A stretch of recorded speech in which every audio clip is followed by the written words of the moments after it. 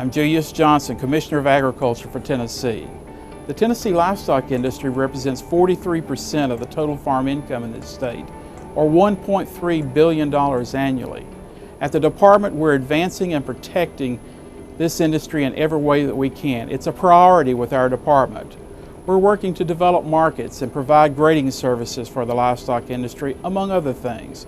I want to encourage you to do your part by practicing biosecurity on your farm, by limiting access to your animals, and reporting suspicious activity. Thank you for what you do for the livestock industry of this state. Together we can ensure a healthy and prosperous livestock sector. Our cattle industry, like all of our agriculture, is based on open enterprise. Our livestock auctions are the sort of the backbone of our cattle industry, and producers from an area will bring their cattle in. They go through the sale process. They're sold and sorted and shipped out. Most of the sale barns want to try to be very customer friendly. They want to be open to the public as far as anything from when they're allowed to bring cattle in to drop off to be sold.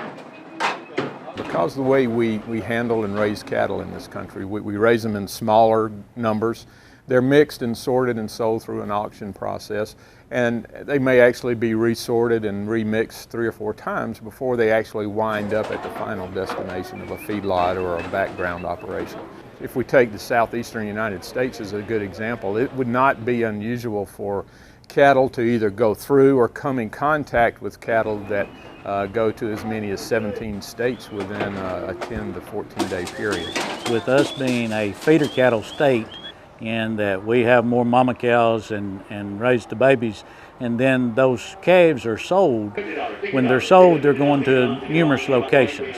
A lot of the cattle are commingled, either sent to a receiving lot, which is probably going to be out of state, or they would be commingled with a group that could be going to a feedlot in Texas or Kansas or wherever else. Something as simple as a handkerchief that has been exposed to an animal that's shedding a virus could be dropped into a pen. The nature of the cattle are to go over and sniff whatever's dropped in there that's strange, and they'll lick on it and pick it up and move it around. And as they do that, then they become exposed to the disease. The real concern is that as this disease spreads throughout our beef herd or any other livestock herd, is that the economic impact becomes tremendous. The idea of indemnity for owners, disposal of carcasses, how we go through that process creates a huge economic issue, including exports. The Tennessee Department of Safety and Homeland Security have developed 8 signs of terrorism. Surveillance. Those intent on carrying out a criminal or a terrorist attack will often conduct surveillance on a potential target. Elicitation.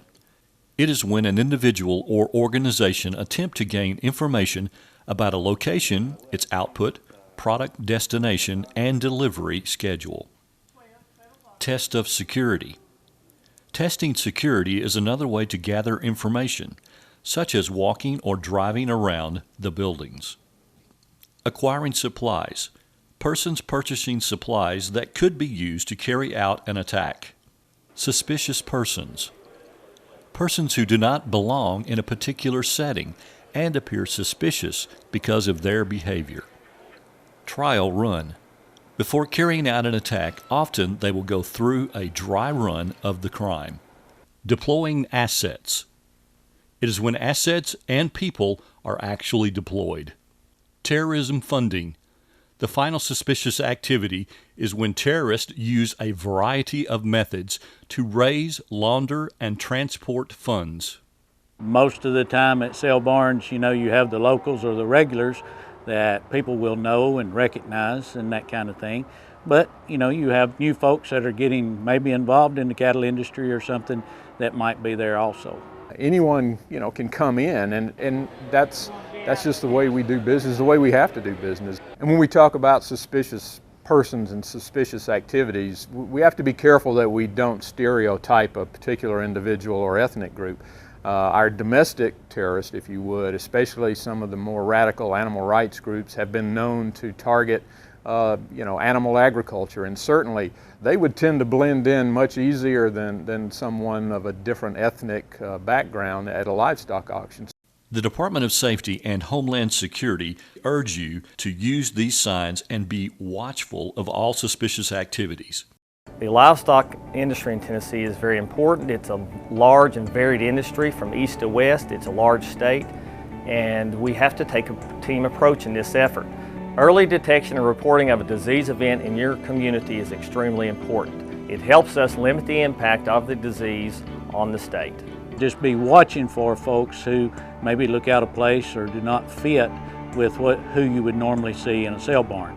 Bottom line is, if it doesn't look right or they don't belong, then say something to the owners and report it. That's what this is all about.